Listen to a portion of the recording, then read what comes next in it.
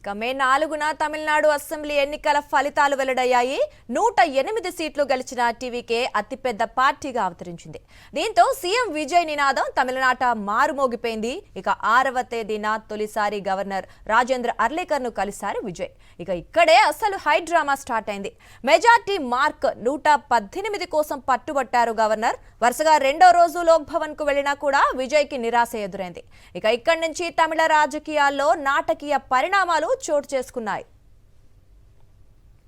3 రోజుల పాటు తమిళ political thriller ఉత్కంఠగా నడిచింది. విజయ్ ప్రభుత్వ ఏర్పాటుకు కాంగ్రెస్ మద్దతు ఇచ్చింది. ఇక ఇతర చిన్న పార్టీల సపోర్ట్ కోసం టీవీకే ప్రయత్నాలు చేస్తుండగానే 2 ద్రవిడ పార్టీలు సీన్లోకి వచ్చేశాయి. విజయ్ ముఖ్యమంత్రి కాకుండా అడ్డుకునేందుకు డిఎంకే, అన్నా డిఎంకే కూటమి కట్టేందుకు సిద్ధమయ్యాయన్న వార్తలు కూడా చర్చనీయాంశమయ్యాయి. ఇక పళనిస్వామి సీఎం అవుతారని, లేదంటే మధ్య మార్గంగా 2 పార్టీలు కలిసి సూపర్ స్టార్ రజనీకాంత్ను ముఖ్యమంత్రిని చేస్తారు అనే వార్తలు కూడా బయటకు వచ్చాయి. విజయ్ లాంటి యువ నాయకుడిని అడ్డుకునేందుకు రాజకీయ బద్ద శత్రువులు ఒక్కటయ్యేందుకు ముందుకు రావటం కూడా హాట్ టాపిక్ అయింది. అయితే విజయ్ కూడా ఏ మాత్రం వెనక్కి తగ్గలేదు.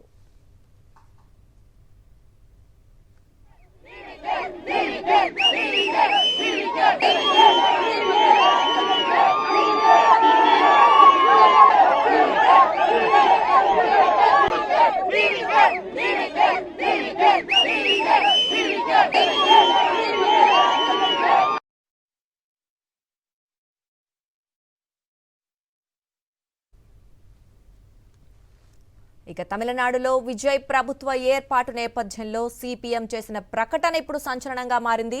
డిఎంకే, అన్నా డిఎంకే కూటమిపై కీలక వ్యాఖ్యలు చేసింది వామపక్ష పార్టీ.